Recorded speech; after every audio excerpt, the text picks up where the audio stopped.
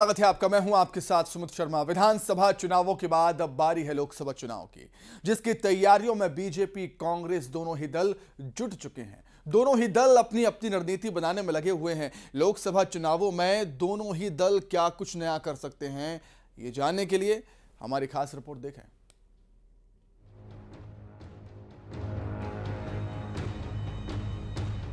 विधानसभा चुनाव के बाद मध्य प्रदेश में बीजेपी और कांग्रेस लोकसभा चुनाव की तैयारी में जुट चुके हैं। बीजेपी जहां अपने शानदार प्रदर्शन और सफलताओं को दोहराने की तैयारी में है, तो वहीं कांग्रेस की कोशिश है कि उसके लिए परिणाम बेहतर हो सकें। प्रदेश की कई सीटों पर सांसद प्रत्याशियों के चेहरे बदलना तय है, क्योंकि हाल ही में हुए विधानसभा चुनाव में बीजेपी ने आधा दर्जन सांसदों को मैदान में उतार दिया था। अब पार्टी में इनकी जगह नए चेहरों को मौका मिल सकता है, तो माना यह भी जा रहा है कि मौजूदा सांसदों की जगह भी नए लोगों को मौका दिया जा सकता है। फिलहाल बीजेपी यही कह रही है। फेस तो अगर आप बात कर रहे हैं तो भारतीय जनता पार्टी का सिर्फ एक फेस है, माननीय नरेंद्र मोदी जी का। दूसरी बात, आपने जो कहा कि कुछ नए लोग आएंगे, तो निश्चित भारतीय जनता पार्टी में ये सतत प्रक्रिया है कि नए लोगों को स्थान मिलता रहे और पुराने लोगों के अनुभव का लाभ मिलता रहे, और पार्टी ये तय करती है कि किसको किसकी भूमिका में रखना है। हमारे यहाँ तो बहुत लोग हैं जो सत्ता से संगठन में चले जाते हैं, बहुत लोग हैं जो संगठन से सत्ता में आ जाते हैं, विधानसभा और लोकसभाओं के माध्यम से निर्वाचित होकर पहुँचते हैं, परंतु मूलतः भारतीय जनता पार्टी सतत प्रवाहित होने वाला दरिया है, जिसमें नयापन हमेशा आता रहता है और जो पुराने गुण हैं वो हमेशा बने रहते हैं। बात कांग्रेस की करें तो साल 2019 में लोकसभा चुनाव में प्रदेश में सरकार होने के बावजूद कांग्रेस को करारी हार का सामना करना पड़ा था। उसके बाद हाल ही में हुए विधानसभा चुनाव में भी पार्टी की उम्मीदों को तगड़ा झटका लगा है। ऐसे में कांग्रेस अब जिताऊ उम्मीदवारों की तलाश में है, ताकि मध्य प्रदेश की 29 लोकसभा सीटों पर बेहतर प्रदर्शन किया जा सके। कांग्रेस मीडिया विभाग के अध्यक्ष के मिश्रा का कहना है कि कांग्रेस पार्टी परिवर्तन को स्वीकार करती है। बेशक परिवर्तन प्रकृति का नियम है और कांग्रेस उससे अछूती नहीं रह सकती है। आप प्रदेश अध्यक्ष के रूप में जीतू पटवारी जी को देखिएगा, नौजवान है। सीएलपी लीडर के रूप में उमंग सिंगार जी को आप देखिएगा, डिप्टी सीएलपी लीडर के रूप में आप हेमंत कटारिया जी को देखिएगा। तो ये वही तो संदेश है कि नौजवानों को उनकी पूरी समुचित सहभागिता मिले, उस दिशा में पार्टी चल रही है। बहरहाल बीजेपी में बड़े पैमाने पर बदलाव तय हैं, क्योंकि उसके कई सांसद विधानसभा चुनावों में जीतकर विधायक बन चुके हैं। जहां तक सवाल कांग्रेस का है, तो उनके लिए बड़े और कद्दावर नेताओं की अनदेखी करना जरा मुश्किल हो सकता है। फिलहाल दोनों ही पार्टियों के कई बड़े नेता अपनी अपनी जगह तलाशने में जुट गए हैं। Bureau report, news 18 Bhopal.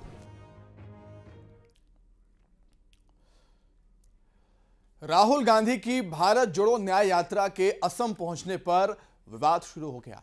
Rahul Gandhi पर एफआईआर दर्ज करने के निर्देश जारी हुए। उधर कांग्रेस ने यात्रा पर हमले का आरोप लगाते हुए मध्य प्रदेश में अलग अलग शहरों में प्रदर्शन किया है। गुवाहाटी में राहुल गांधी के नेतृत्व वाली भारत जोड़ो न्याय यात्रा को असम पुलिस के द्वारा रोके जाने और उसके बाद हुए पुलिस से भिड़ंत के बाद राहुल गांधी के खिलाफ एफआईआर दर्ज करने के निर्देश जारी हुए हैं। वहीं एमपी कांग्रेस ने यात्रा पर हमले का आरोप लगाया और अलग अलग शहरों में मौन धरना दिया।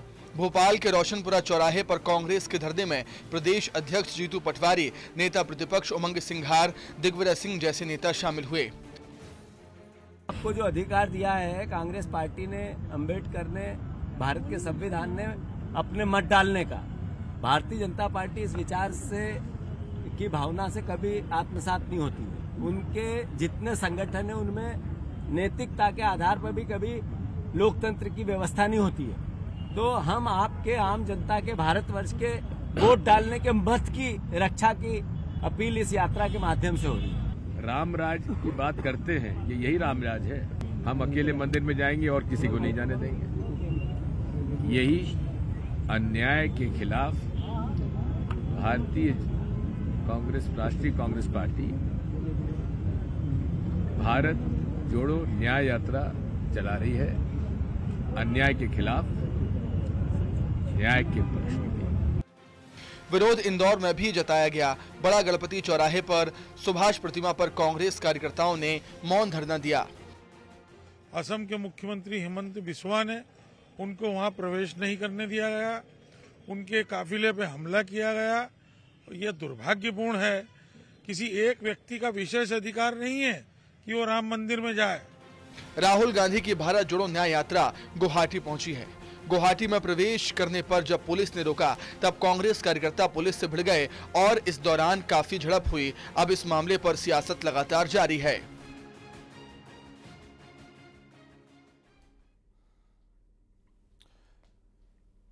राम जन्मभूमि के लिए लोगों के बलिदान को इतिहास के पाठ्यक्रम में शामिल करने की मांग मंत्री कैलाश विजयवर्गीय ने कर दी। कैलाश की मांग का कांग्रेस ने समर्थन किया, लेकिन बीजेपी और आरएसएस के महिमा मंडन से बचने को भी कहा है।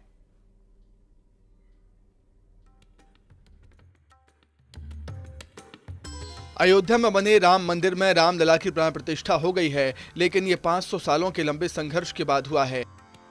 ऐसे में राम मंदिर आंदोलन से जुड़े लोगों के बारे में कई लोग नहीं जानते। मंत्री कैलाश विजयवर्गीय ने कहा कि राम जन्मभूमि के लिए कई राजाओं और लोगों ने बलिदान दिया। ऐसे में राम जन्मभूमि के इतिहास को पाठ्यक्रम में शामिल किया जाएगा ताकि युवा पीढ़ी को इस बारे में पता चल सके।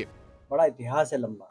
मैं आज की युवा पीढ़ी को यही कहूँगा कि ये राम जन्मभूमि पे आज भगवान राम का प्रवेश हुआ है, इसका इतिहास सबको पढ़ना चाहिए। हम कोशिश भी करेंगे इसको शिक्षा में समावेश करें, क्योंकि इस पे बहुत लोगों का बलिदान हुआ। मतलब राणा रणविजय सिंह से लेके कोठारी बंधु तक, इससे श्रृंखला अगर हम देखें तो लाखों लोगों का बलिदान है। राम मंदिर को पाठ्यक्रम में शामिल करने की मंत्री कैलाश विजयवर्गीय की मांग का कांग्रेस ने समर्थन किया है। साथ ही यह भी जोड़ा, इसमें बीजेपी आरएसएस का महिमा मंडन न हो।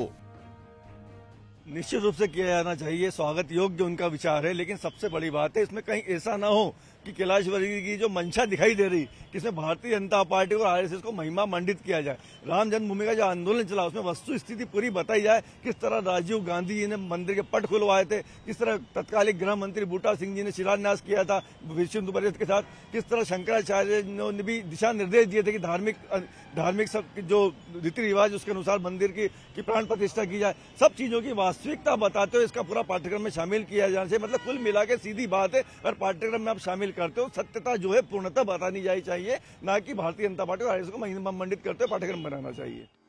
अमूमन बीजेपी के बयानों का विरोध करने वाली कांग्रेस विजयवर्गीय की मांग का समर्थन कर रही है। हालांकि इफ एंड बट अभी भी है, जाहिर है ये सियासत का तकाजा भी है।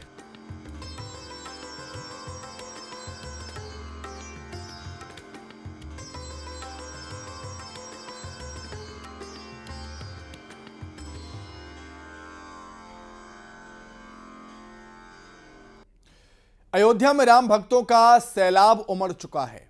बस एक झलक पाने को राम भक्त बेताब हैं प्रभु श्री राम की, और सुबह से ही लाइन में खड़े होकर अपनी अपनी बारी का इंतजार कर रहे हैं। हालांकि अयोध्या में जिस तरह से भीड़ उमड़ी है, उसे नियंत्रित रखने के लिए सीएम योगी खुद मोर्चा संभाल चुके हैं। वहीं कोई अनहोनी ना हो, इसके लिए सुरक्षा में पुलिस के जवान भी मुस्तैद हैं।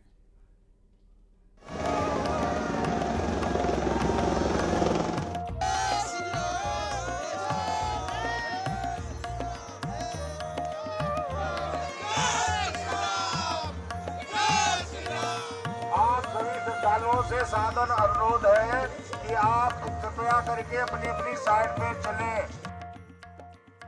अयोध्या के दिव्य और भव्य राम मंदिर में रामलला विराजमान होने के बाद दर्शन के लिए श्रद्धालुओं की भारी भीड़ उमड़ रही है। भीड़ को संभालने में पुलिस वालों के पसीने छूट रहे हैं। अयोध्या में आस्था का ऐसा सैलाब उमड़ा है, मानो राम भक्त बस एक बार रामलला के दीदार को बेताब हैं।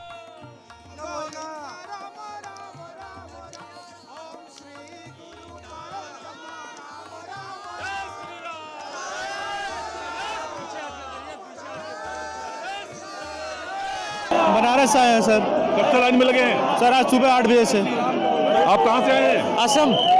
कब से लाइन में लगे हैं? 3 घंटे करीब। तो असम से कैसे पहुँचे यहाँ? ट्रेन से आए, फिर 2-3 ऑटो चेंज किए, फिर कल रात को ट्रेन तो बंद थी, ट्रेन कहाँ छूटी? नहीं, गोंडा तक आई हमारी ट्रेन।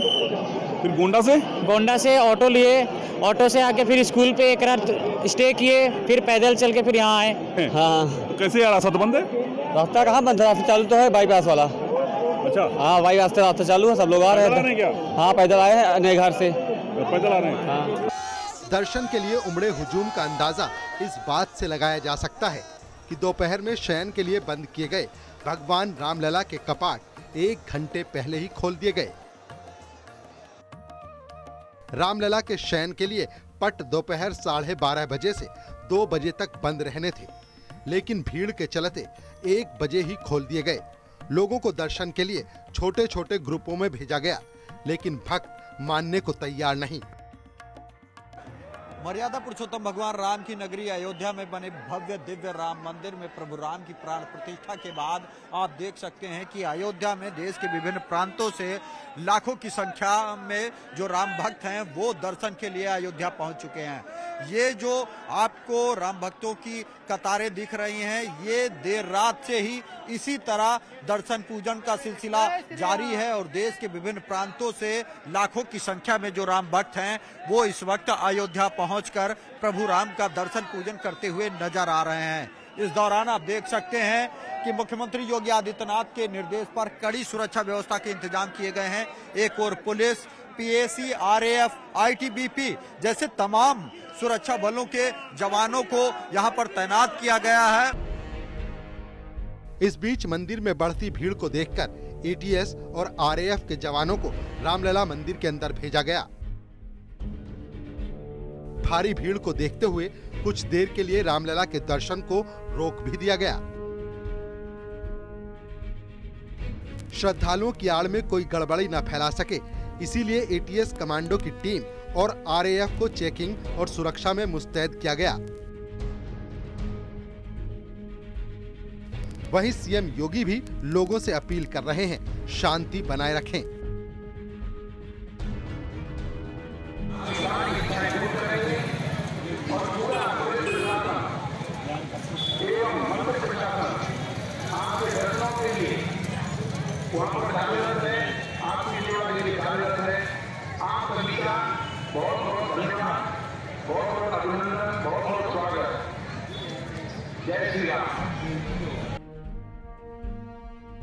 दरअसल अयोध्या में रामलला की प्राण प्रतिष्ठा के बाद मंदिर में आम लोगों के दर्शन शुरू हो चुके हैं।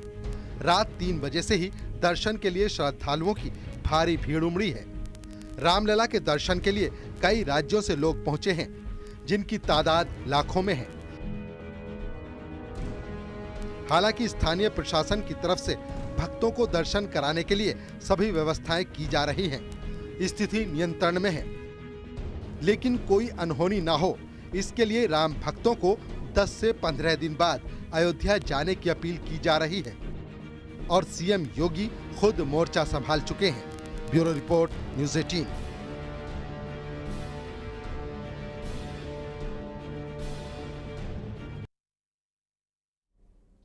बॉलीवुड अभिनेता अनुपम खेर आज सुबह रामलला के दर्शन करने के लिए पहुंचे और इस दौरान वो वीवीआईपी गेस्ट नहीं बल्कि आम आदमी की तरह राम मंदिर पहुंचे थे। उन्होंने राम मंदिर का एक वीडियो अपने एक्स पर शेयर किया। अनुपम खेर ने लिखा है, कृपया अंत तक देखें। कल मैं आमंत्रित अतिथि बनकर राम मंदिर गया था, पर आज सबके साथ चुपचाप मंदिर जाने का मन किया। भक्ति का ऐसा समंदर देखने को मिला कि हृदय गदगद हो उठा। लोगों का राम जी को देखने का उत्साह और भक्ति भाव देखते ही बन रहा था। जब मैं निकलने लगा तो एक भक्त हल्के से कान में बोला, भैया जी मुंह ढकने से कुछ नहीं होगा, राम लल्ला ने पहचान लिया है, जय श्री राम। ये पोस्ट किया है अभिनेता अनुपम खेर ने, जब वो एक आम भक्त की तरह भगवान प्रभु श्री राम के मंदिर पहुंचे थे। हालांकि कल उनको आमंत्रित किया गया था प्राण प्रतिष्ठा के दिन। कल भी वो कार्यक्रम में पहुंचे और उन्होंने कहा है कि जब मेरा मन आम भक्तों के बीच में दर्शन करने का हुआ तब मैं निकल लिया आम लोगों के बीच ही। और उन्होंने भक्ति का ऐसा समंदर वहां पर देखा कि उनका हृदय गदगद हो गया।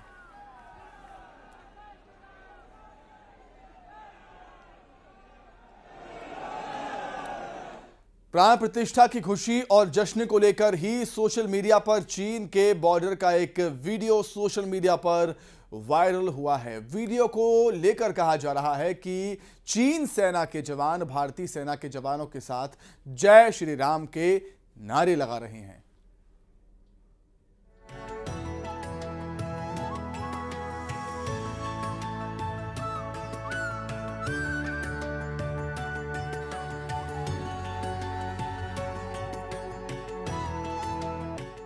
जय श्री राम की गूंज सिर्फ अवध में ही नहीं है।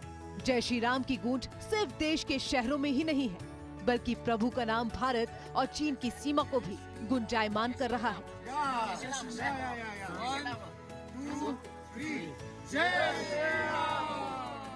दरअसल भारत चीन बॉर्डर पर दोनों ही देशों के जवानों का एक वीडियो सोशल मीडिया पर वायरल हो रहा है। इस वीडियो में दोनों ही देशों के जवान दिखाई दे रहे हैं। ये वीडियो देखने से किसी बॉर्डर फ्लैग मीटिंग के बाद के हल्के फुल्के माहौल का लग रहा है, लेकिन इसी वीडियो में जो सबसे खास बात है वो है प्रभु श्री राम के जयकारे। अयोध्या में राम मंदिर के प्राण प्रतिष्ठा के बाद देश भर में जश्न का माहौल है। लोग दीप जलाकर सदियों बाद भगवान राम के घर वापसी को लेकर खुशी मना रहे हैं। प्राण प्रतिष्ठा के खुशी और जश्न को लेकर ही सोशल मीडिया पर चीन के बॉर्डर का एक वीडियो सोशल मीडिया पर वायरल हो रहा है। वीडियो को लेकर कहा जा रहा है कि वीडियो कारगिल युद्ध के वेटरन ने सोशल मीडिया पर शेयर किया है। वीडियो में दावा किया जा रहा है कि चीनी सेना के जवान भारतीय सेना के जवानों के साथ जय श्री राम के नारे लगा रहे हैं। हालांकि वीडियो की हम पुष्टि नहीं करते हैं कि ये वीडियो भारत और चीन के बॉर्डर और चीनी सेना का है और वो राम मंदिर के प्राण प्रतिष्ठा की खुशी में जय श्री राम के नारे लगा रहे हैं। हालांकि इस वीडियो की तारीख और स्थान को लेकर भी पुष्टि नहीं की जा सकती है, लेकिन सोशल मीडिया पर इस वीडियो को खासा पसंद किया जा रहा है। रामलला की महिमा ही निराली है। जिस सीमा पर तनाव और टकराव दिखता रहा है, वहाँ दो देशों की सेनाओं के बीच का ये माहौल, ये जयकारे प्रभु राम के संदेश की शक्ति दिखाते हैं। वीडियो को लेकर पुष्टि तो नहीं की जा सकती है, लेकिन सोशल मीडिया पर हर कोई भारत और चीन की सेना के जवानों के जोश को सलाम कर रहा है। Bureau report, news 18।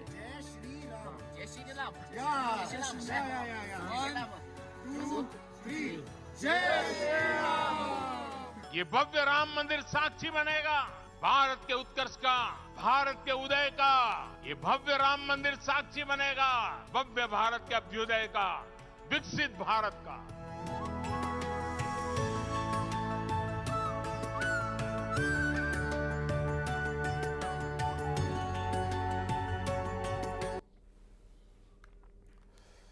फिलहाल यहां पर रुकेंगे छोटे से ब्रेक के लिए।